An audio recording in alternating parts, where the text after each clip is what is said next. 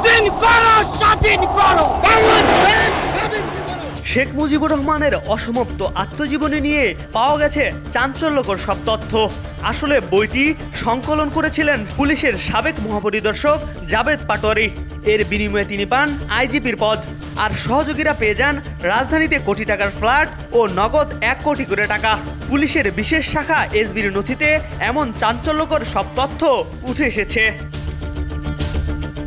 এই বিষয়ে রাষ্ট্রের প্রধান আইন কর্মকর্তা অ্যাটর্নি জেনারেল মোহাম্মদ আসাদুজ্জামান বলেন, দুর্নীতি করেছেন জাবেদ পাটোয়ারি।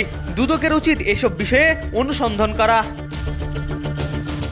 2022 সালে প্রকাশ পায় শেখ মুজিবুর রহমানের অসমাপ্ত আত্মজীবনী। এর ভূমিকায় ক্ষমতাচ্যুত সাবেক প্রধানমন্ত্রী শেখ হাসিনা দাবি করেছেন, শেখ মুজিবের 4টি খাতা ঘেঁটে সম্পাদনা সংশোধনের পর প্রস্তুত করা হয়েছে বইটি, যাতে উঠে এসেছে পাকিস্তান আন্দোলন, ভাষা আন্দোলন সহ পাকিস্তান শাসক গোষ্ঠীর নানা ঘটনা ও চক্রান্তের গল্প। শেখ হাসিনাকে প্রায়ই এই বইটি থেকে বিভিন্ন উদ্ধৃতি দিতে দেখা যেত। নেতাকর্মীদের বলতেন এখান থেকে শিক্ষা নিতে।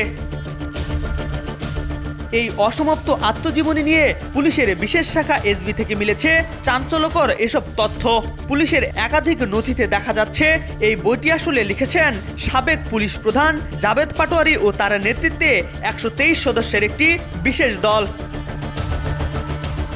স্পেশাল ব্রাঞ্চের প্রধান হিসেবে কর্মরত থাকা অবস্থায় সাবেক প্রধানমন্ত্রী শেখ হাসিনার সান্নিধ্য এবং আনুগত্য নিশ্চিত করতে বইটি লেখেন জাবেদ পাটোয়ারি ও তার দল।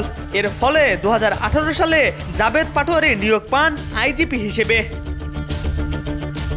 আত্মজীবনী বইটি লিখতে যে 123 জন সদস্য কাজ করে, তারা পায় রাজধানীর ধানমন্ডি, বসুন্ধরা, মিরপুরে কোটি কোটি টাকা মূল্যের ফ্ল্যাট এবং নগদ 1 কোটি করে টাকা। এর সরাসরি তত্ত্বাবধান করেন শেখ হাসিনার উপদেষ্টা সালমান এফ রহমান। তবে একটি সরকারি সূত্রের দাবি, 5 আগস্টের পর সৌদি আরবের রাষ্ট্রদূতের পদ থেকে জাবেদকে বরখাস্তের পর দেশে ফিরতে বলা হলেও সেখান থেকে পাড়ি জমান যুক্তরাষ্ট্রে। এমন গুরুতর অভিযোগের বিষয়ে কথা বলেননি গণমাধ্যমের সাথেও।